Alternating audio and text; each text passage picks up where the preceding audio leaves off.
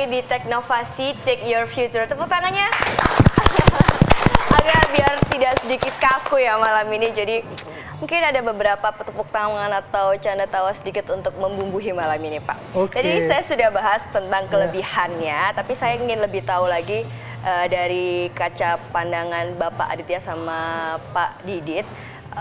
Pak Wawan, seperti apa sih kelebihan dari Linux itu sendiri? Saya dulu atau Pak Aditya dulu? Saya dulu ya. Monggo. Oke, saya punya pengalaman ketika itu terus terang yang membawa Linux di Indonesia.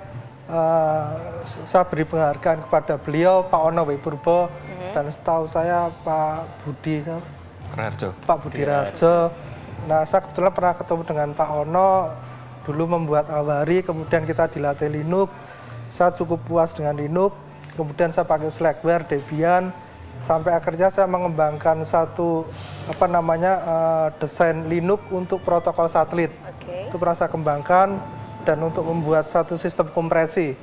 Jadi Linux ini kelebihannya adalah dia minimalis, asal penggunanya itu kreatif, dia bisa dikembangkan semaksimal mungkin tanpa batas. Tapi kalau Apple hampir nggak bisa karena ini closed system, Windows closed system. Kalau Linux ini minimalis, kemudian bisa kita kembangkan sendiri sesuai kemauan kita. Jadi kalau Windows didesain untuk orang-orang yang biasa, pemakai yang tidak mau sulit, Apple juga. Kalau Linux didesain untuk orang yang mau berkreasi, seperti itu. Jadi tergantung orangnya kalau Linux. Ya, kalau orangnya pinter, Linuxnya menjadi hebat.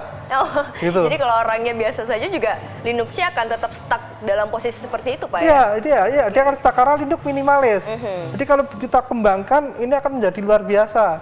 Jadi ini Linux bisa menjadi peluang dan bisa menjadi tidak peluang. Tergantung orangnya, itu kelebihan Linux. Gitu. Jadi tinggal kita bisa melirik peluang Linux enggak. Jadi fleksibel, Pak ya, Linux ini? Sangat fleksibel. Saya pernah porting TCP-nya Linux itu pakai Kubik, saya ganti dengan Hibla itu khusus untuk satelit. Nah, itu bisa seperti itu ya. Kemudian mungkin ada dari member kelas ini, ada yang ingin mengomentari tentang kelebihan dari program Linux ini sendiri? Mungkin yang ini yang Bapak yang Bapak silakan Bapak. Jangan nervous Bapak di sini. Mau sharing ya, jadi salah satu asiknya Linux gitu ya. Bisa membuat usernya tadi sudah disampaikan, bisa bikin kreatif. Ya. Kok bisa ya? Karena lisensinya tadi, ya, lisensinya kita boleh ngelihat jeroannya, boleh dimodifikasi macam-macam sesuai selera, sesuai kreativitas, seperti itu. Nah, akibatnya apa? Akibatnya kalau dengar akibat kayaknya mikir yang susah-susah gitu ya. Tapi akibatnya itu banyak sekali aplikasi yang menarik gitu. Ya, banyak sekali aplikasi menarik. Contoh tadi Mas Didi juga cerita ada aplikasi perkantoran tadi ya. Nah, itu bisa kita bisa nyimpen aplikasi perkantoran tadi ke format aplikasi yang lain. Yang seperti di Windows contohnya gitu. Seperti itu, ya, Pak. Sementara produk lain nggak bisa gitu. Mungkin untuk beberapa teman saya adalah mahasiswa-mahasiswa yang suka dengan dunia kreativitas dari Photoshop, edit-edit, dan lain sebagainya. Biasanya common user-nya seperti itu, Pak. Itu apakah diberikan fasilitas seperti itu di dalam Linux? Ada. Jadi kita kan taunya kalau di produk yang satu itu kan ada aplikasi seperti pengolah grafis, video, macam-macam ya. Nah, di Linux juga ada. Bahkan lebih enak gitu. Lebih contoh aplikasi ada yang namanya Blender ya, itu untuk animasi ya. Tidak butuh resource yang besar. Beda dengan under Windows contohnya, itu kita butuh hardware yang tinggi, tapi dengan Blender di Linux tidak perlu hardware yang besar gitu. Tidak perlu hardware. Ya, bahkan beberapa film-film box office Hollywood animasi itu bikinnya pakai Linux. Hebat ya Pak sebenarnya Linux ini. Karena mungkin ada beberapa masyarakat yang sudah memindset diri mereka bahwa ketika saya menggunakan untuk edit-edit dan lain sebagainya, saya menggunakan produk ini. Untuk Office saya menggunakan produk ini, padahal masih banyak brand-brand yang lain yang lebih mendukung untuk hal itu. Seperti itu Pak ya. Mungkin dari sebelah sana ada yang Mas mengomentari? Bapak ini kan dari bapak-bapak yang ada telepon interaktif, Kita simpan dulu pertanyaannya. Halo?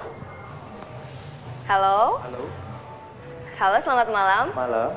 Malam, dengan Bapak siapa? Bapak Agung di Surabaya. Bapak? Agung. Bapak Agung di Surabaya. Ya, mungkin ada hal yang ingin ditanyakan, Pak?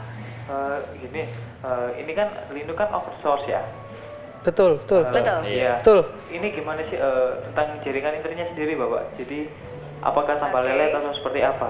Gitu untuk jaringan internetnya saja sih. Jaringan internetnya seperti apa, Pak? Mungkin lebih dijelaskan?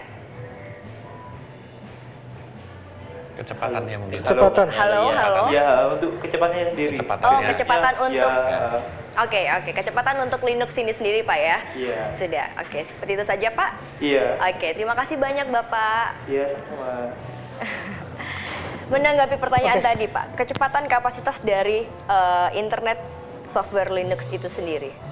Linux kalau kita kita kreatif untuk memporting yang namanya protokol komunikasi data, dia akan bisa lebih cepat daripada Windows dan Apple. Tapi in default dia memang sangat default ya. Setahu saya Linux menggunakan Cubic TCP, Windows CTCP. Memang ada comparison kalau standar lebih unggul Windows. Tapi bukan berarti ini kiamat bagi Linux tidak. Bukan berarti seperti itu. Selama kita bisa kreatif, kita mengganti Linux menjadi CTCP atau menjadi BLA atau Big TCP yang lebih cepat, artinya kita menyulap Linux yang ya motor standar jadi motor balap. Oke, jadi tergantung penggunanya sendiri, Pak ya. Di utak-atik itu juga bisa, Pak ya. Betul, Linux sangat open, sangat fleksibel dan open untuk diutak-atik. Bahkan saya dulu ngobrak-ngabrik sampai protokol komunikasi data, compression, banyak sekali memori. Ya cuman butuh waktu lah 3 tahun lah. Cuman itu ya, itu Linux itu adalah engineering geek, maniak engineering. Kalau orang tidak maniak ke situ susah. Saya harus ada kepuasan. Kaget sama Linux ini karena menurut saya program seperti Windows dan lain sebagainya sudah memiliki standar penggunaan untuk tidak bisa diubah-ubah. Betul. Tapi ternyata Linux juga bisa memiliki kelebihan karena bisa diubah-ubah seperti itu, Pak ya. Betul, diobrak-abrik semau kita dan bisa melebihi Windows dan Apple. Oke, mungkin ada telepon. Halo, selamat malam. Malam. Dengan Bapak siapa? Pak Iwan. Dengan Bapak siapa? Pak Iwan. Pak Iwan. Ada pertanyaan, Pak, untuk beliau-beliau di sini? Iya, saya untuk apa? Untuk masalah Linux. Iya.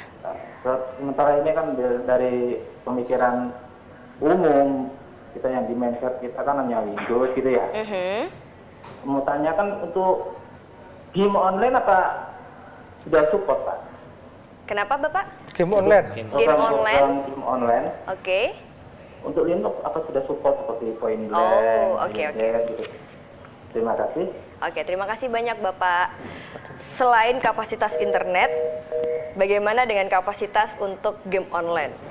Rupanya Bapak tadi interaktif sekali untuk bermain game online, Pak ya? Atau mungkin untuk putranya seperti itu. Ya mungkin dari Mas Didit, Pak Didit. Untuk game online mungkin di Linux memang ada beberapa game yang bisa dilakukan secara online, tapi mungkin tidak sebanyak yang ada di sistem operasi lain. Contohnya mungkin di sini ada Alienware, terus yang apa Mas yang FPS itu yang semacam Counter Strike itu ya. Di apa? Bukan yang apa? Perang antar regu pasukan khusus itu. Oh, jadi ada beberapa tim terus ditandingkan seperti itu, Pak. First person shoot gitu ya. Iya, first person shoot itu ada. Itu bisa dilakukan secara online juga. Ada ya, Pak ya di Linux itu sendiri. Saya lupa yang ini dia multi platform. Jadi mau pakai Windows mau pakai Linux sama-sama bisa ya. Oh, jadi tidak terkungkung dalam satu komunitas untuk Linux hanya Linux, Windows hanya Linux. Jadi nggak seperti itu, Pak ya. Seperti itu. Jadi memang sangat fleksibel untuk digunakan untuk siapa saja, untuk para officer, para mahasiswa dan lain sebagainya. Itu kita sudah membicarakan tentang kelebihan dari itu sendiri. Oke, ada yang mau? Oke. Ditanya apakah support untuk game online? Kalau game online pastinya itu jalan di browser. Ya. Jadi kalau sudah jalan di browser sebetulnya sistem operasi pun bisa. Dan di Linux ya pasti bisa. Iya, betul, pasti bisa. Itu tambahannya. Oke, as simple as that sebenarnya Pak ya. Mungkin aplikasi dia. Mungkin game yang ada aplikasi kliennya Pak, seperti yang lagi marak di game-game online itu yang first person. Jadi juga tergantung sebenarnya dari si vendor gamenya, apakah dia membuat game online-nya itu support untuk jalan di Linux apa enggak gitu. Kalau Bapak bisa dibuat supaya jalan di Windows emulator gitu nggak? Oh iya, bisa juga. Jadi kalau ternyata game ini tidak dibuat untuk Linux, sebetulnya bisa diakali lagi. Oh, VMware. Ada. Ya, jadi ada software emulasi ya. Emulasi VMware. Jadi seolah-olah, jadi di Linuxnya itu seolah-olah ada sistem Windows. Oke. Tapi sudah sempurna Pak? Bisa sempurna persis? Sebenarnya bisa ya Pak ya? Bisa, sangat tapi bisa mungkin sekali. tidak semua, tergantung dari game. kompleksnya aplikasi itu. Kompleks aplikasi game itu sendiri bisa diubah atau tidak, bisa support atau bisa tidak disupport seperti itu. di virtualisasinya apa enggak gitu. Oke. Mungkin kita sudah membicarakan tentang kelebihan. Ada satu lagi. Kita akan membicarakan satu topik ini lagi Pak. Ya. Sebenarnya apa sih kekurangan dari Linux itu sendiri? Ada kelebihan, ada kekurangan. Oke, saya coba jawab Pak. ya. Kelemahan Linux karena ini open platform, jadi secara komersial tidak ada pertanggungjawaban. Jadi misalnya saya pernah mengkompil punya NASA, SCPS NASA, itu mau saya gunakan untuk transmisi data satelit. Karena itu open source, jadi ketika saya ngompel nggak pernah bisa, saya nggak bisa meminta pertanggungjawaban NASA. Dan ternyata emang di sana emang ada miss software yang memang di-hidden oleh mereka. Nah, kalau kita beli software komersial, ada jaminan support dan bantuan. Tapi Linux tidak ada sama sekali. Ini yang mungkin jadi masalah. Jadi kita download software, kita tidak tahu apa akibatnya, nanti bisa menyebabkan apa, itu mereka tidak open dan tidak memaintain. Jadi lemahnya dari sisi tersebut Pak ya? Support. Support di sisi atau tidak supportnya dari. Betul. Ada telepon, selamat malam. Selamat malam. Malam. Ya, malam Bapak. Dengan Bapak siapa? Ya, dengan Pak Huda. Dengan Pak Yuda. Huda. Iya, Bapak. Apa pertanyaannya? Gini, Mbak. Biasanya kan kita tahu secara umum orang menggunakan Windows ya. Oke. Dan dibilang hampir di semua semua tempat komputer pun rata-rata yang mereka tawarkan juga tetap Windows kan. Oke. Sehingga dibilang kita sudah terbiasa menggunakan Windows. Jika kita menggunakan Linux, apakah nantinya software atau aplikasi-aplikasi yang kita pakai itu nantinya akan kompatibel dengan Windows kalau kita menggunakan Linux? Oke. Gitu. Soalnya seperti di kantor aja kalau ini kan sudah menggunakan Windows. Oke. Jadi kalau kita itu menggunakan hanya Windows sendiri aja lah. Antara yang tahun berapa dengan tahun yang berapa, jadi kadang-kadang nggak compare kan kalau kita buka juga kan gitu loh. Oke, Bapak. Sehingga apakah dengan kita menggunakan Linux sendiri itu ada dan menjadi masalah nantinya data-data yang kita kerjakan. Oke, jadi bedanya juga, Windows. Apa upaya-upaya dari teman-teman Linux sendiri untuk bisa memasarkan itu untuk memperkenalkan Linux ke semua orang, terutama tempat yang berkaitan dengan IT. Oke, Bapak, terima kasih atas pertanyaannya. Kita akan menanggapi pertanyaan Bapak setelah jeda iklan setelah ini. Jadi jangan kemana-mana, tetap di Teknovasi, check your future.